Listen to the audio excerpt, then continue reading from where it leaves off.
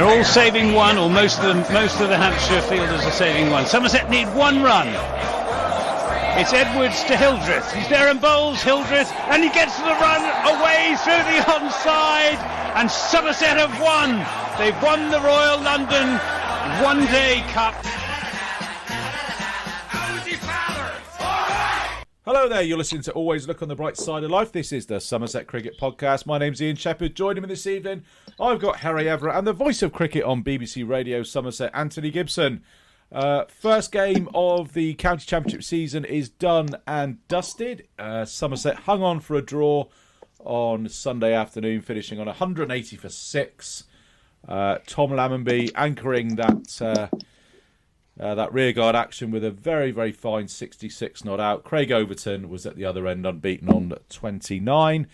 Just quickly run through the match for you. Somerset won the toss, batted first. Stand-in captain Lewis Gregory opting to bat first for Somerset. Then Cameron Bancroft and Tom Kohler-Cadmore looked reasonably good on their debuts for the club, but they were in a bit of trouble at 137 for 6 before a pretty good partnership between, an excellent partnership between standing captain Lewis Gregory and the man who is definitely going to score our first class 100 this season, Josh Davey, got him up to 284. In reply, Warwickshire 392 all out. Alex Davis made 118. Sam Hain went one better with 119. Michael Burgess chipping in with 46 and left Somerset with a couple of tricky sessions to bat. It looked a little bit squeaky bum time at 2 for 2 with Dixon and Bancroft back in the hutch without scoring a run between them. But in Lammonby, we trust. Gibbo, I would imagine you've seen every single ball of Tom Lammonby's first-class career. Where does that rate amongst his innings so far? I think it rates close to the century that he scored at Worcester back in 2020, when all were falling all around him. He carried his bat that day, and he batted really slowly for the first 50, and then accelerated away for the second 50. He didn't have the chance to do that yesterday, but I thought he batted very sensibly.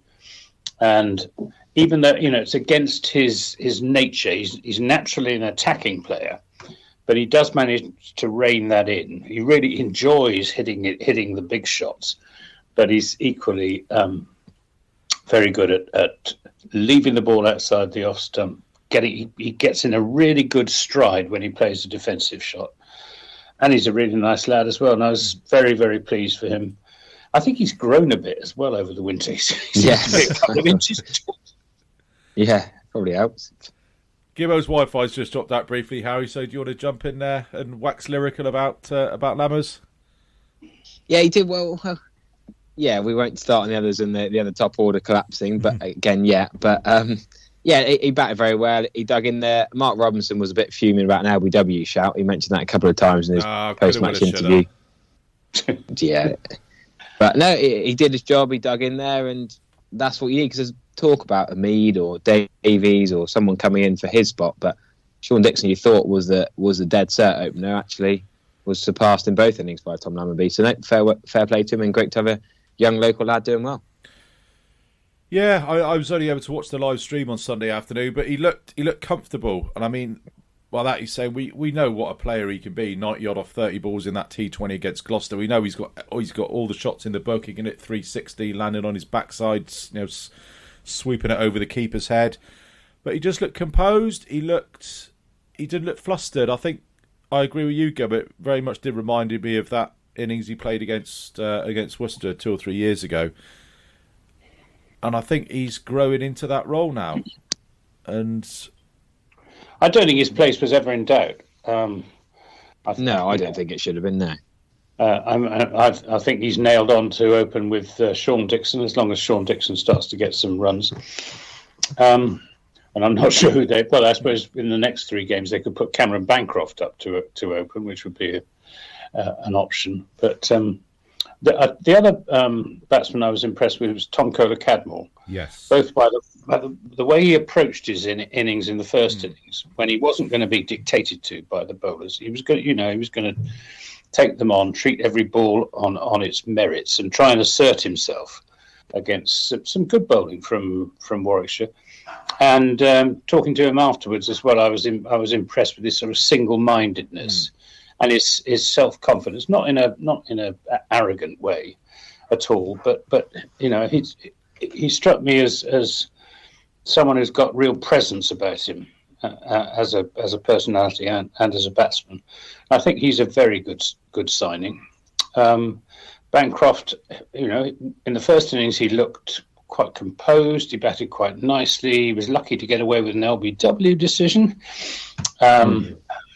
which was very, very close. It was quite hard to see why it wasn't given. A bit like the one that Tom Lammonby survived. But I think the top order problems, I don't think they are permanent. I think top order looks a lot more solid than it did last season. I'm much more worried about the bowling attack. Yeah, much more. We can't really. I agree with Anthony. We cannot sit here and bemoan a Somerset batting collapse. Then for when last week we're all sat here saying that all the business that Harry and Kerr have done over the winter with the signings of Dixon, Bancroft, and Kohler-Cadmore to then revert to type and start moaning about Somerset batting collapses would be a little bit trite. I think we probably wouldn't get away with that. So, having said that, they've done this, they've done all the good business over the winter. We now have to give these players time to get themselves going. Yeah, I completely agree with you about TKC, Gibbo. Harry, they kind of call it owning your space, don't they? And he really looked like that's what he was doing in the first dig. Yeah, I think it's his first ball. He just thumped down to the Gimlets Hill area, sort of covered drive with the front foot. He back foot punched well, looked positive, used his feet. We know how he's going to play. He did get out with hard hands. He probably should have been playing softer hands, sort of try and take those runs in the gully region that Alex Davies particularly did so well. But we know he's going to play it, and he's given licence to. Part of me thought he could bat 5 rather than 4, the way that the top 3, if they don't do their job, then he almost comes in too early. But if they do their job, then you want him coming in. So you can't really win on that. Him and George Bartlett are both stroke makers who are going to play their shot. So it doesn't really make that much difference in the middle order. Yeah, and the match, really, you could say it was not saved on the Sunday afternoon, but rather on the Friday afternoon with that partnership between Lewis Gregory and Josh Davey. We know what Lewis can do. I thought you were going to say it was saved on Thursday morning. Well, I thought you were I'm trying to get my days. Friday morning. Yeah, Thursday was a washout. Friday was Good Friday. That was the day I was there. Started late at 12 on the Friday as well. Yeah, I mean, I thought Lewis Gregory batted as well as I've ever seen him actually on Friday evening. He hardly he didn't put a foot wrong in that innings. He was batting with the tail, and he brought the best out of Josh Davey. And I thought Josh Davey batted very well too. He's a bit like Lewis Gregory. They both look the part, and then they'll play a really stupid shot. But he didn't. Neither of them did, and they rescued Somerset from what would have been a very dodgy position. Bowlers bailing out the batsman again, as a lot of people pointed out on Twitter. But even Jack Leach getting a few as well. Yeah, 27 not out for Jack Leach. Yeah, 135 it was for the 8th wicket between Josh Davey and Lewis Gregory, and good value for it too. What do we make about the bowling then? I thought they looked a bit rusty, a little bit undercooked, and a little bit wayward in the first. But they did pick it up a little bit with that second new ball. But they bowled better after tea on whichever day it was, Saturday. But Jason Kerr, when I spoke to him after at close of play on Saturday, admitted they looked rusty. Andy Hurry took exception to my description of the bowling as lackluster. Actually, lackluster is another way of saying rusty. Well, that's true. Yeah, synonym. Yeah. Did they take any learnings from it, Gibbo? Because that's the important thing. Jason Kerr is always taking learnings from everything. One thing he doesn't take learnings of is the difference between a dragon and a wyvern. We won't start that again. Or they might take learnings from bowling George Bartlett, I was thinking. That cropped up several times. Wasn't that a terrible shot? Dear. No, sorry, George Bartlett. Yeah, Hey, we're still talking about the bowling, Gibbo. I couldn't George bowling. Why George Bartlett was, we are was the bowling. brought up. Well, he's not even an occasional bowler. And he served up a diet of long hops. I mean, it was 8 and over. And it was the last thing the Warwickshire batsmen expected, Gibbo. That's why they did it. Yeah, I mean, they couldn't believe their luck. But it was after 46 overs. If it's after 100, 120, 180 overs in the field, I can't get that a bit more. It was the first day and an hour were rained off. The bowlers weren't that knackered. They hadn't been in the field for that long. It's not a rock-hard flat pitch in June like the Keaton Jennings 300 at Southport, where fair enough, you would try your bowlers. Rory Burns bowling at Old Trafford on day 4 is understandable. The game's running to a draw, you try something different. But after 46 overs, to give George Bartlett 2 overs when Gregory's barely bowled more than 10, Davey Overton still hadn't bowled that many, and it's first game of the season. They weren't tired from pre-season because they barely bowled. So, yeah, that really, really surprised me, and he bowled 2 overs for 13. Well, at least he only bowled 2 overs. I have got written down here on my sort of quasi-agenda, calm down, ! Because all last season, I'm guilty of this, you're guilty of this, Gibbo. Literally everybody who tweets #WeAreSomerset on Twitter is guilty of this. Tom Lammerby wasn't bowling because he was injured. Yes, still. Well, because not he had his quite ankle what injury. they said. Well, okay, not maybe injured, but not fit to bowl. Well, yeah, they actually said it wasn't his ankle in the end. No, it was his back. Yeah, but whichever way around you look at it. He's recovered from. Yeah, but, so Lammers wasn't twinge. Yeah, so he wasn't bowling because he wasn't fit to bowl last season. He didn't bowl on Thursday. No, he wasn't fit to bowl last season because he had an ankle problem. Yeah, he's had the ankle seen to during the winter with an and then operation. he bowled a bit.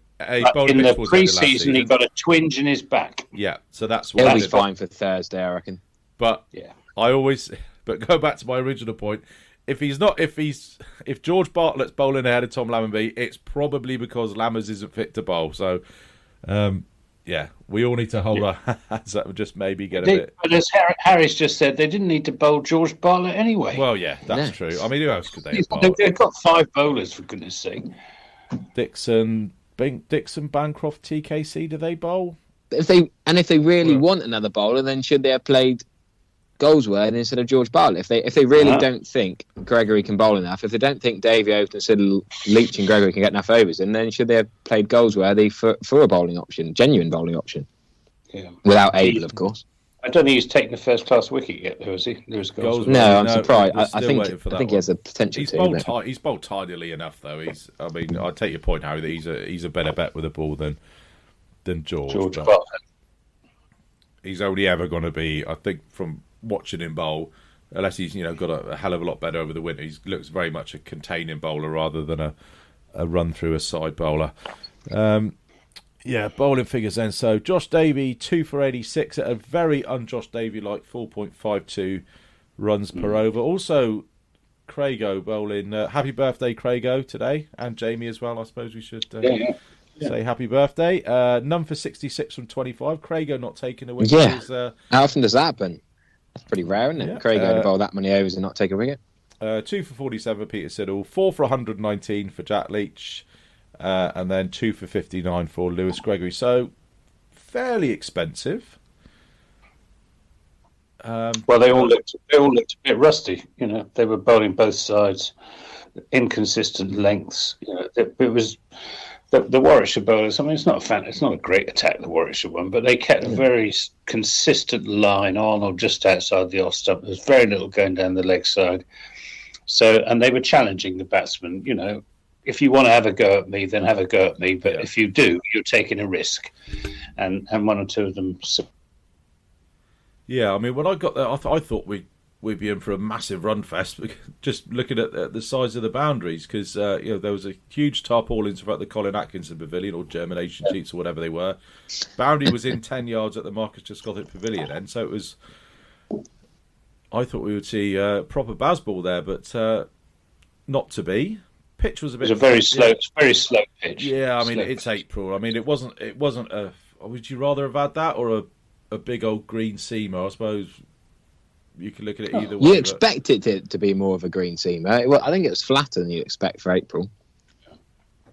Yeah, well, it looked flat when they were batting. It didn't look quite so flat when we were batting. No, bowling comes into not it. as much grass on it as there usually is as well, which normally, it's if it does seam around for Taunton and it's a bit grassy, it normally only does it for a couple of sessions anyway, and then it kind of reverts to type and flattens out. But I don't know. Do we need to be getting a bit more spice in the pitches now? There's only 5 points for a draw. Yes, but it's very difficult for Scott Hawkins and his merriment because there's so much moisture. Yeah, you cannot expect after all the rain we had in March. I thought, under the circumstances, it was a pretty good pitch. Yeah, we can. Yeah, I agree. Yeah, we can expect them to obviously get it to be like the Wacker for a couple of weeks' time for Lancashire, but hopefully the grass will have grown by the Marcus Trescothick Pavilion. Colin Atkinson will have dried out and we'll have a full and splendid county ground for that home game that starts on the 20th of April. Before we finish the bar, I just thought another mention. Somerset bowling 8 no balls. I thought that just sort of sums it up. Just a bit sloppy, really. Only one innings, only 100. What was it, 109 overs, something like that. 4 no balls they bowled. But altogether, it was because a couple went for 4 no balls. That's 8 runs. That's just. For me, that doesn't really seem acceptable. We shouldn't be bowling no balls, really. Lewis Gregory frequently bowls no balls. I think when he goes for his Yorker, when he's trying to pitch it up that little bit extra. But and these are the ones that have been picked up as well. I mean, there's plenty that the umpires don't pick up. Yeah. 2 for Lewis, 1 for Josh, and 1 for Craig. There was talk about rearranging this match to Edgbaston, but I forget who said it. Maybe your colleague on the radio. Clive. Clive. He said. So if you don't know, this is just basically to fill you in that Somerset did approach Warwickshire about rearranging the game or changing the venue to Edgbaston for this game.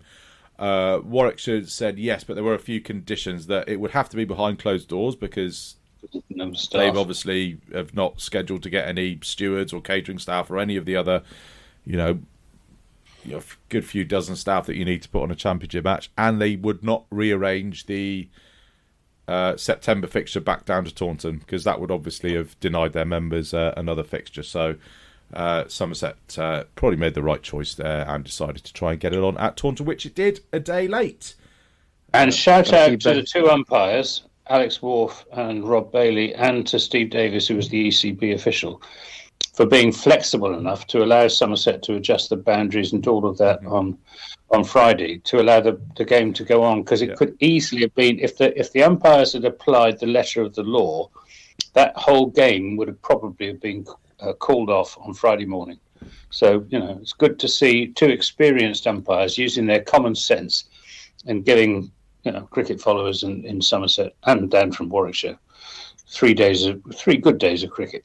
Does this mean we have to take Alex Wharf off the list now for getting the game on? I mean, it did look pretty bad. I mean, I was worried about someone doing a Simon Jones-esque knee injury diving in that sandy outfit. But I forget who I was chatting to. But we sort of come to the conclusion that if you know it's there, if it's that visible that it's a bit dicey, you're probably not going to put yourself under that in that position where you are going to be diving to. There were very few shots made down the ground as well because the wicket was so slow. They were nudging it and nurdling it or hitting it through the covers. Some nice cover drives hit, but the ball often stopped in the sand, didn't it? Yeah, the ball would stop in the sand anyway, so you wouldn't have to dive too much. Yeah, wasn't particularly quick. Right, done that. Ticking off. We're going to get through this quick, Gabbo, as per your request. I'm ticking them through. Tom Abel and Tom Banton as well had a little knock Banton didn't, but Abel did on Friday. Yeah, I find that odd. And then today they are playing. The same 4 batters have batted. Well, Tom Banton's not been given a go. I find that a bit bizarre. It's going to rain tomorrow. It's going to rain Wednesday, and we've got a 4-day game started today. The game on Friday, which is that ridiculously strong 2-side, and it's Hamid, Davies, Goldsworthy, and Abel have all batted twice, and poor Banner's not been given a go yet, and the next 2 days could be washed out. So it's not really ideal prep to give Banton a chance to push himself back in. No. I thought it was a bit harsh. Is that potentially because he's... Well, no, there's no way he'd be back. He's got broken finger, isn't he? So there's no way you'd even be trying to rehabilitate yourself from a broken finger by batting. It's not like Abe's side strain where you can kind of ease. Well, why is he in the side then? Well, exactly. Why is he Yeah, so playing? Yeah, Not so keep him wicket. If he's not going to bat, he isn't much of a bowler. No, I don't think he's a better bowler than Bartlett, is he? but he chucked out a good over at Chelmsford last year. That was a lovely over, 30 off spin. It was a maiden as well, wasn't it? Yeah, but he ought to be given a chance. I'm a Tom Banton fan, and I'd like to see him. You know, when Bancroft goes back to wherever, goes off to join the Australians, I'd like to see Banton given a chance. I think Goldsworthy deserves a chance as well. You know, but agreed.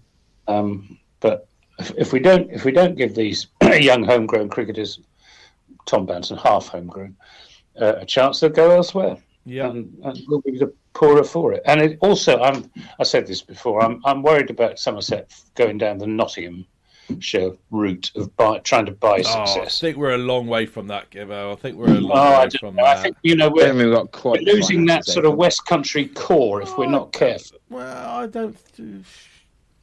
Yes and I read no. it. I'm not saying it's happened yet. I'm saying it's a danger, especially if our good homegrown young players go off elsewhere. Which you couldn't blame Tom Banton for going to join Warwickshire, or Lewis Goldsworthy to go wherever he could, or George Bartlett. You know, they're all three of them are more than good enough to play in the first division. And if they don't play in the first division, well, there's some good opportunities in the second division. They have all had opportunities, though, Gibbo. I think we are good. We do give these guys opportunities, and I think Banton is probably one who can count himself the unluckiest. That he came in, got 100 when he was at concussion sub against Essex.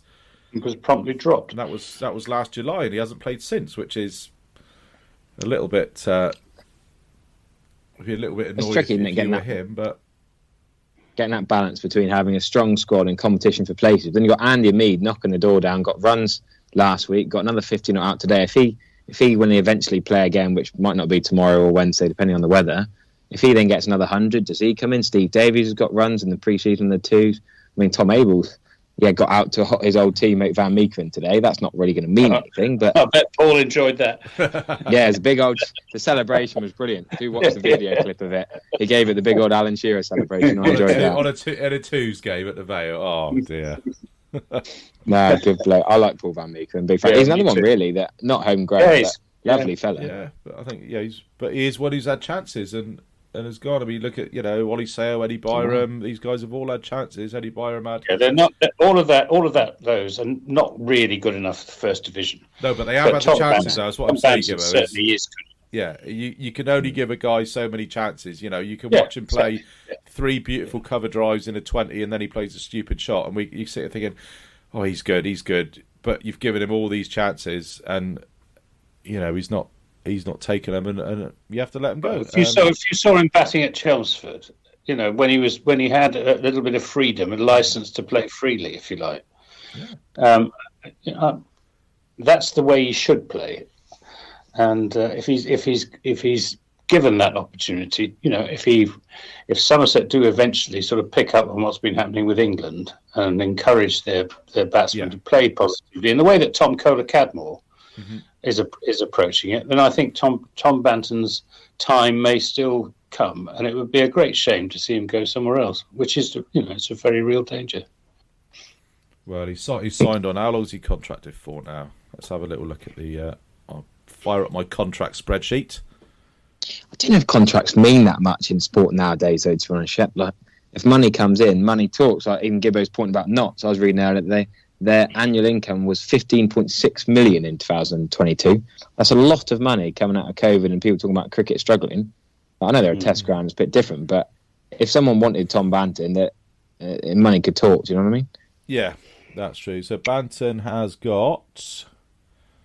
What is he? 80. Yeah. So he's signed to the end of next year now. So it was a 2-year extension that you put pen to paper to.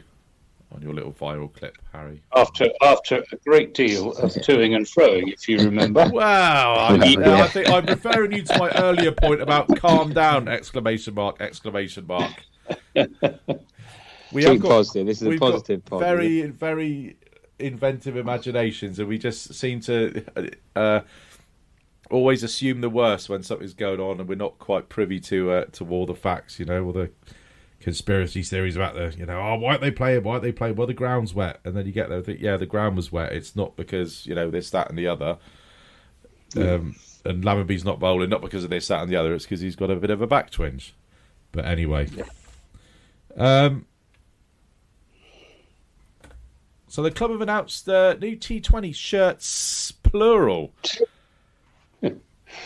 We have a we have a batting shirt and a bowling shirt. Am I underwhelmed? Well, we should say, irrelevant of that, the 1,500 donation to Musgrove is great. Yes, brilliant for the hospital. Absolutely brilliant. Yeah. So it said on the tweet today that Ben and his lot and Todd and that they get given a budget to do a launch. I mean, last year they did Where's Waller, and they obviously had all those little funny graphics of Max Waller done up. So that must be sort of that budget. This year, 1,500 quid has gone to Musgrove Park Children's Hospital, which is a fantastic gesture by the club. Full stop on that. Cost of living crisis. Already releasing 3 new shirts a season to release a batting shirt and a bowling shirt. I mean, I think I know where this has come from, because I think this may have been in a lot of hard yakka where Simon Hughes is talking about a game he played at Taunton, and Peter Roebuck sprinted off the pitch in the middle of an over saying, "Good God, no wonder we're not taking any wickets. I'm wearing my batting trousers." So maybe that's where it's come from. I don't know, but well, I just thought, if they forget, my slight worry is you only get 10 minutes between innings in a T20. If you're I don't know, Banton or Smead, and you're opening the bat and you come off from fielding, you've literally got 10 minutes to go to the loo, get something to eat, get all your batting kit on, maybe have a couple of throwdowns, walk out to the middle, and all be ready inside 10 minutes. That's a lot to do to leg it, and remember to change your top. I mean, I'm wondering if they forget.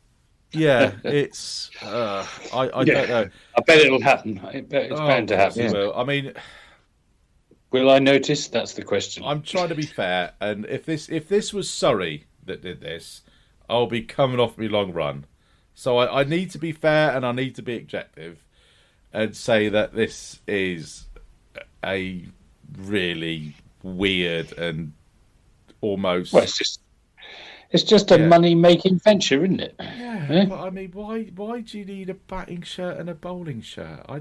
Because you can sell not twice as many, but more. Yeah, but, I mean, are you gonna? A lot of young lads will want both the batting shirt and the bowling shirt. Yeah, they're 55. I still got my Tim Gurneveld Spa sponsored shirt. Yeah, Harry, you are never going to pay for a cricket shirt in your entire life. The stuff that I see you wear, and it's all literally. If you're a Devon overseas player and Harry Everett is hovering around your kit bag towards the end of this season, watch out, because he'll have It's got more meaning to it. I've got enough cricket shirts for a lifetime. You're right. I don't need any more. Yeah. So, I mean, presumably there's got to be a Royal London shirt. Not Royal London, One Day Cup shirt. We sponsor it now. There'll probably be 2 Royal London shirts. No, we sponsor it. No, we're the unofficial sponsors of the One Day Cup. So it's the Always Look on the Bright Side of Life One Day Cup. Are they going to have 2 shirts for that as well? Because that's got a quick ring to it, isn't it? I mean, why have they got a championship batting shirt and bowling shirt? I don't know. What does James Rue do? He's done well. So you got to have a keeping shirt. Yeah, and then is Jack Leach going to have his roll off, and Jack Leach, are they going to have spin bowler shirts? And yeah, I mean, release it. You got 3 new shirts coming out of season: the championship shirt, the T20 shirt, and the One Day shirt. And now you got a second T20 shirt. It's cost of living crisis. I think the club maybe, well, not maybe, they've kind of misread the mood on this one. I don't think it's. In my ideal world, you'd have them for 2 years, like they used to have in the good old days. You would have. Well, in the really good old days, it was just a white flannel shirt. Yeah. Well, I think we're the best one in the world. I can remember that. I don't think we're ever going to get back to that one, but I mean, I don't think so either. if this sounds like something they do in the IPL, which is the ultimate money grab cricket extravaganza. So I'm not particularly on board with it, I have to say. I would like them to keep each shirt for 2 years and just release a new one every year. Release the one-day shirt 1 year and a new T20 shirt the next, and just do that. I think, you get a lot more wear out of it. Let's not forget football shirt. You get, 38 league games, plus your cup games, plus Europe, whatever. So you get probably 40, 45 games worth of wear out of it. One-day cup shirt, you get 10 games. T20 shirt, you get, 14 group games, plus a quarter-final, plus a finals day. So 17 games if you're lucky. Anyway, long run has been dealt with on that one. Right, we're whipping along now, fellas. Anything more on Warwickshire? Oh, I'll tell you what we need to do is the side for Nottingham. Yeah. Well, God, before we finish on Warwickshire, I think I've said it on commentary enough times. I think Warwickshire missed a trick. They should have won that game. Sam Hain getting 100 off 254 balls. I'm not a good enough cricketer to begrudge Sam Hain scoring 100 or criticise him. He's a quality player, but I just think Warwickshire didn't show enough intent. Alex Davies scored quickly. If they showed a bit more intent, they could have won this match. Somerset got away with one, really, with the weather and with the batting partnership. We don't know how long Tom Lambie and Craig Overton would have batted together if they were chasing 500 or had longer to bat out for, but Warwickshire could have scored a lot more quickly. They missed out on that 400, needing 10 off last over, and Hassan Ali wasting the first 2 balls. And then even with that Sean Dixon drop catch, they got away with it. And I just think Warwickshire have missed out on a few points from this match. Yeah. They lacked ambition, didn't they? Credit to Lewis Gregory. It was a good last over that he bowled. He put himself on at the right time. And it was good. I was glad to see him taking responsibility. Because if you remember at Bristol back in the plague year when he made Ollie Sale the last over when Gloucester needed 14, I think, and they got them comfortably. And Gregory had an over that he could have bowled. So I was glad to see him do it. But I honestly think Warwickshire sort of settled for the draw quite early on in the proceedings, settled for the draw and 4 batting points, 3 bowling points. And they did. I don't think, even I didn't expect Somerset to bat quite so badly in the second innings on a pitch that was doing a bit, but it wasn't that difficult. And they were bad shots, weren't they? Yeah, they were. For us to be no one got out 5 down for not very many was pretty poor, and I don't think Warwickshire were expecting that. Yeah, go back to your point, Harry. So Alex Davis made 118 from 153 balls, and Sam Hain's 119 took him 269 balls. Well, that's Sam Hain, isn't it? Well, the trouble is he's a split personality. He's been playing for Brisbane Heat in the Big Bash. Yeah, well in that. He's one of the best T20 batsman in the country, but he doesn't seem to be able to change gear when he did change gear, he went outside the off stump and nicked off, and a good catch by James Rue as well. Yeah, very good catch. It wasn't a flawless performance behind the stumps, but wasn't as good as Steve Davis would have been. And James Rue is going to need to score some runs to keep Steve Davis at bay if Steve keeps scoring runs for the seconds, because Davis is still a better wicketkeeper than James Rue. Probably a bit more expectation on young James Rue's shoulders coming into this season than there would have been last season. It was a bit of an unknown quantity coming in towards the middle of last year, and now he's the next big thing, to coin a phrase. I mean, we all know how good a player he got out to. He got out to 2 poor shots. Well, first one was poor. He was unlucky for the second one where he underedged that poor shot. He shouldn't. I mean, he should have hit it for 4. Wow. But he was unlucky. And he got... I was saying he was unlucky. But the first one, he should have got 4 to that when he just got stuck on the crease and went between bat and pad. But he has... We did see... I'm not worried about James Rue. He's grown up. He really has matured over the winter, his time in Australia. And his time will come. He's got all the basics, the essentials are there. for him to I succeed. just do wonder, would he stand up more? I was really impressed with Michael Burgess standing up to Rushworth and Barnard, and that stopped Cola Cadmore running down the track. It stopped the big lunge being come out. Could Roux stand up to Gregory and Davey? Probably not Overton, but a bit more. Well, he did stand up to Gregory. He was bowling sort of medium pace, wasn't he? Then he tried bowling some short stuff, Gregory, which slightly surprised me. Don't think he's quite quick enough for that anymore. And then they tried bowling short stuff at him, and Gregory put it away with a bat. So there was some odd bowling throughout the match, I thought, at times. Yeah, well, I think the word's gone out around the counties about Tom Lammonby's susceptibility to short ball on leg stump. But he actually played it well this week, yeah. He did play it well, yeah. I agree. He didn't try and hit it too hard, just controlled pull shots. Really, yeah. Just taking the one, really. They're deep square leg, deep fine leg, often in front of Somerset standing. Yeah. Control for one. So I've seen him caught down at long leg or caught behind, nicking off down the leg side, more often than he should have done. And I think he's recognised that's a weakness and is addressing it, which is great. So we keeping the same side for Notts? Abel coming in. Fit. I've got a feeling there'll be a bowling change as well, because Jack Brooks, at 5 o'clock, Jack Brooks was on commentary with me saying he's playing second team today. And if you look at the scorecard today, there's no Jack Brooks in the 11. So I reckon one of Davey, Brooks, or still I don't know this, is maybe a little bit injured, or even Gregory himself, maybe not quite right for Thursday, because it's a bit odd I wouldn't to have a 4-day game in the second 11 scorecards, because they said about 15 down and they bat who they want and they bowled who they want, so maybe Brooks was just off that 11, I don't know, but it would surprise me. We have got a lot of capable bowlers who are not in that first team on last week.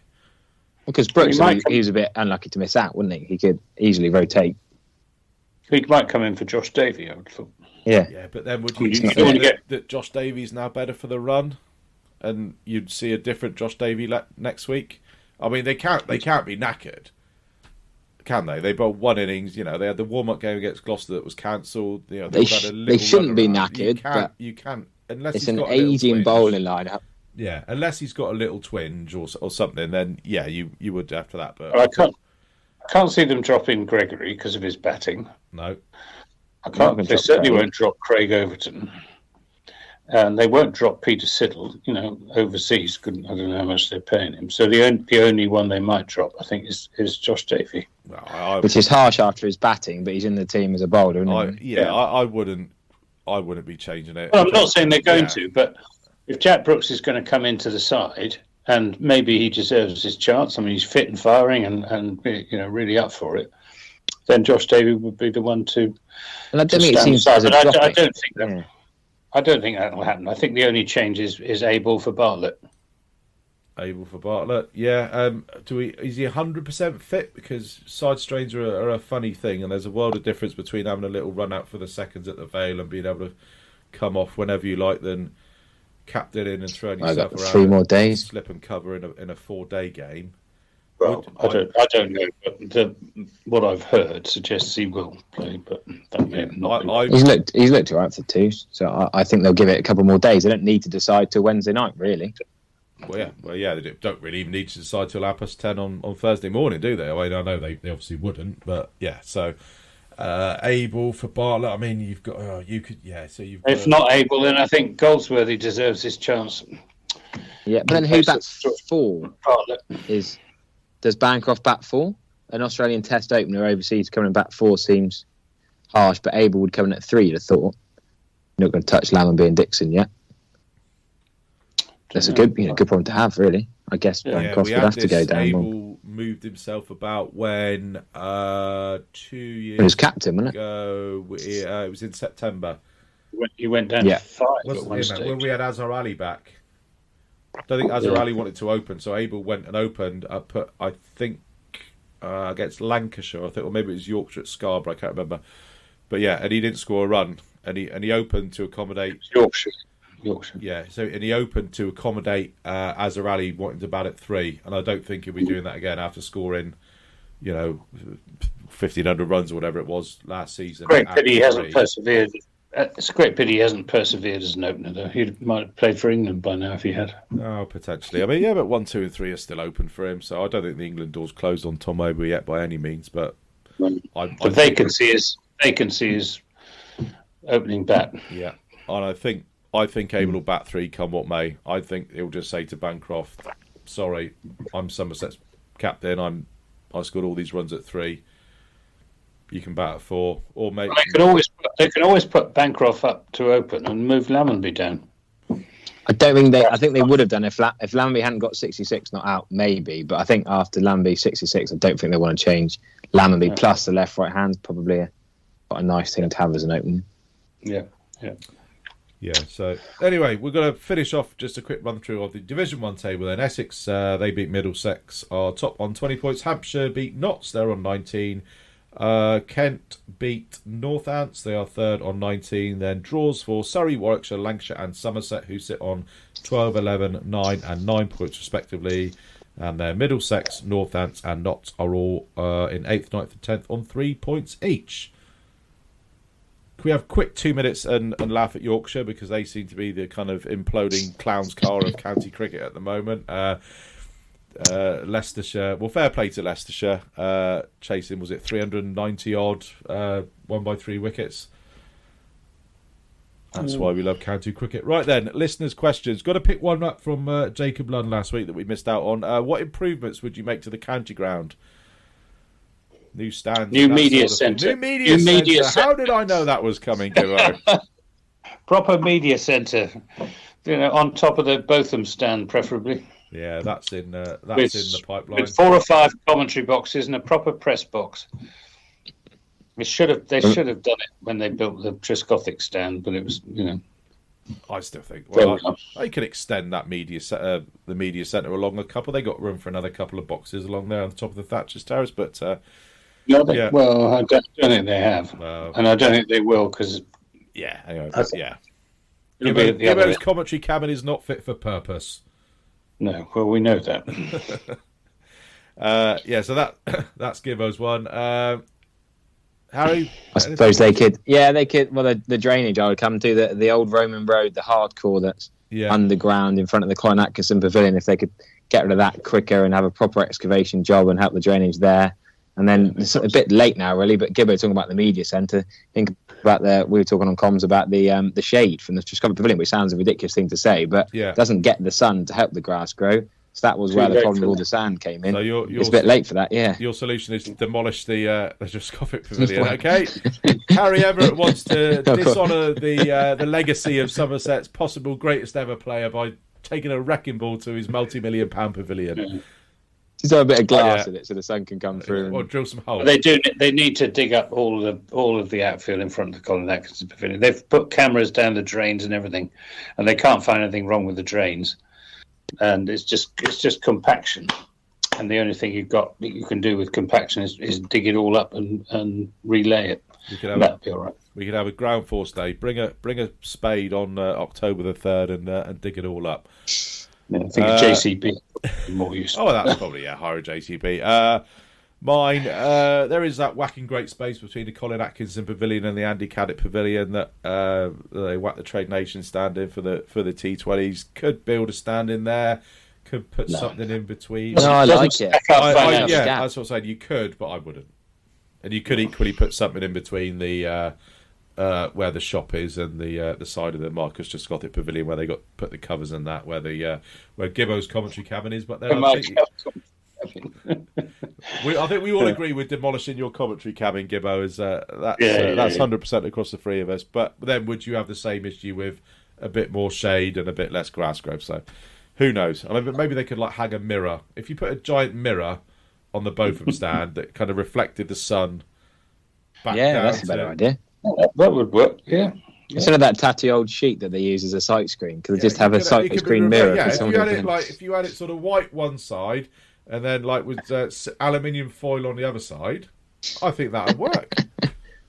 Designer Ian Shepherd, get on it. Absolutely. Right, what have we got here? Grumpy Git. Watch Andy Hurry post-match interview with Mr. G. Terse would be understatement. Hurry didn't like being questioned. He should apologise for arrogance. He's not above reproach. Grumpy Git living up to his name there. Not sure if that was a question or a statement. Didn't strike me as it was a perfectly amicable interview. We just like stirring things up, Gibbo. Well, he just took exception to the word lacklustre. And you take exception to his word learning, Skibbo. So it's 1-1 now. So no, I didn't. I don't. He did. It wasn't him who said learning. So I think it was Jason. But no. Right. I think Grumpy Git's gone on for a bit of a long run here. I'm going to. Grumpy Git's. Grumpy Git's. I think Grumpy Git's broken Twitter does, with all these left arm seamers. Well, we know why left arm seamer. Why no young guns? Oh, sorry. Why no bowling selection the right one? Probably yes. I think if we put Sonny Baker or Ned Leonard or Casey Aldridge or Alfie Ogborn in ahead of any of those bowlers, we'd all be off on long runs on that one.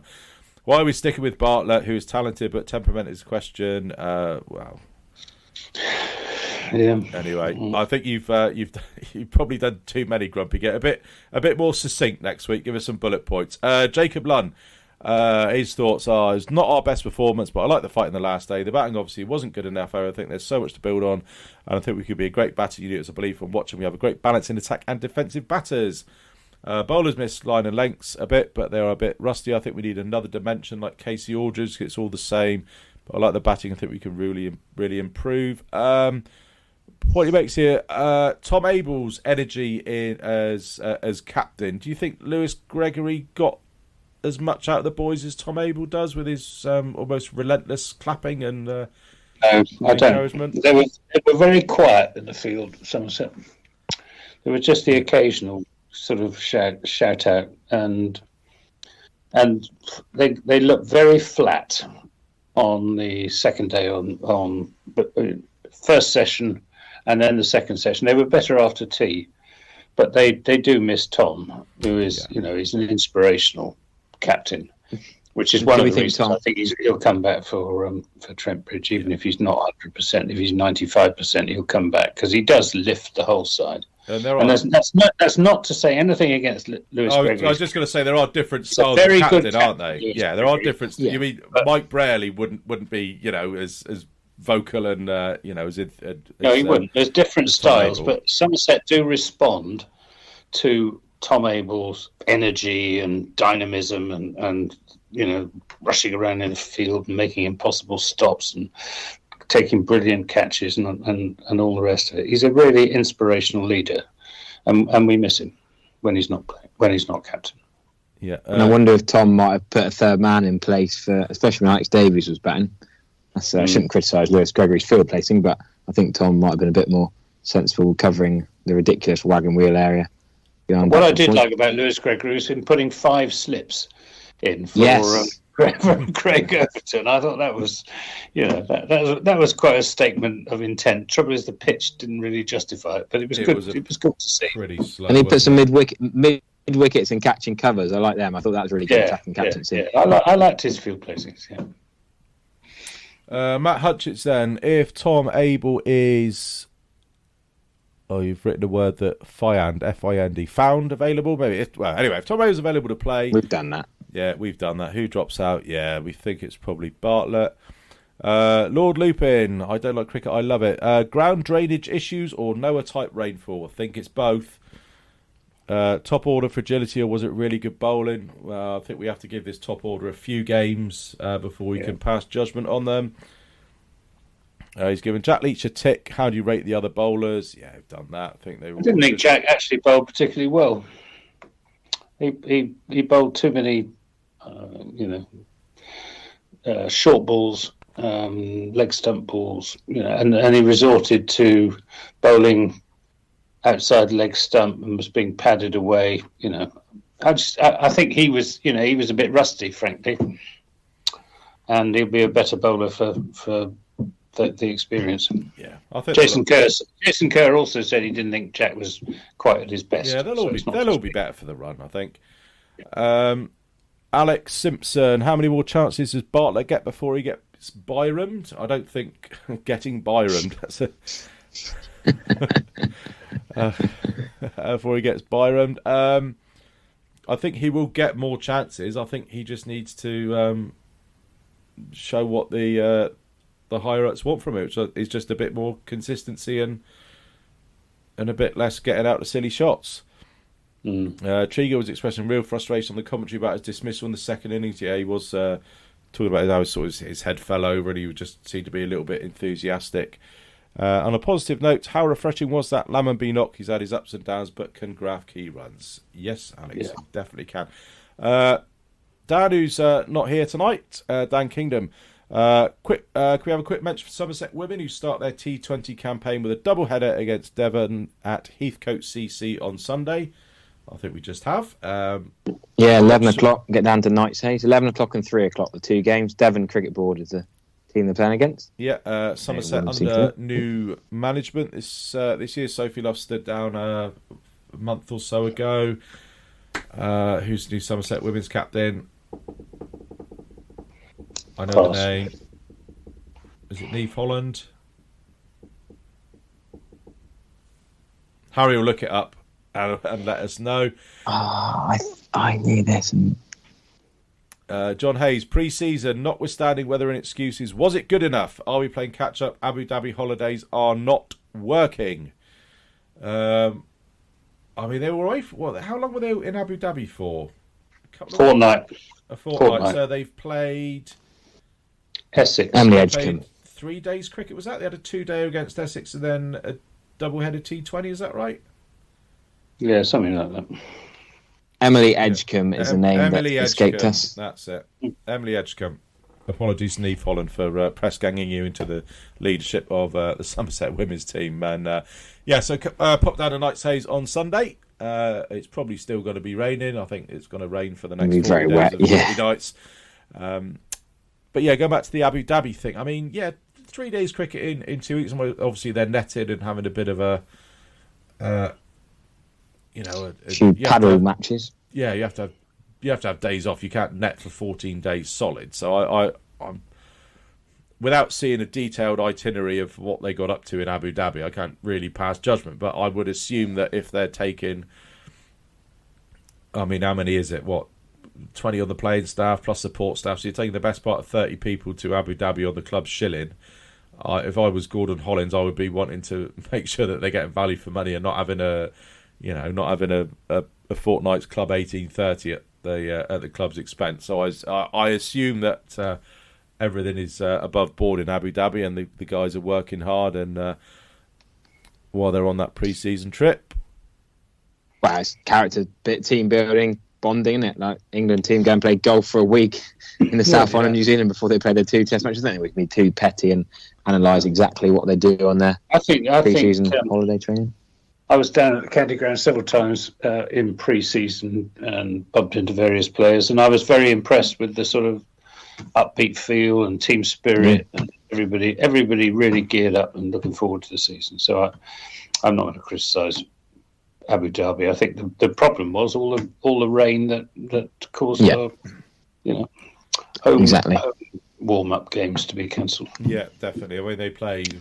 Well, they didn't even get. Did they get a full game in? If you see what I mean, because they played 30 overs against. No, they didn't. No, no chance. No. Yeah, they played 30 overs of that uni game, Cardiff uni game. Yeah, didn't get anywhere near the full game against Glamorgan, and then obviously the Gloucester one was a complete washout. Ian Scobble, do you think the management are at fault for not improving our bowling attack? Look, toothless last season without Craig, and nothing has been done to bring in better strike bowlers apart from Matt Henry. I put that apart from Matt Henry bit in myself. Leach took most wickets in first innings, and he'll be claimed for most of the season, presumably by England. I think our bowling attack is fine. I think the addition of Matt Henry is a good one. I think we got young bowlers waiting in the wings. I think who could we realistically bring in to improve our bowling attack? I don't think they needed it. We've got a big enough squad. I think we might bring in someone for the T20. We might bring in a specialist spinner. That's what I said last time. Yeah, Matt Henry and Pete Siddle are pretty good additions. I don't think we need to. Do you think Pete? It's not all about bringing players in. Pete Siddle still got it. He's not as good as he used to be. There's no denying that. He's getting a bit long in the tooth, but I think there's a time and a place. I think on a normal April wicket, he'd probably been better. Surprisingly flat. It's not quite as green tinge it normally be. It didn't quite suit Pete Siddle, really. Essex, him, and Cook, Porter, sort of clean up on that kind of wicket. It will not surprise you. I just hope and pray that Craig Overton stays fit, because if he doesn't, we're in trouble. It's very hard to see an Somerset attack minus Craig Overton. taking 20 wickets.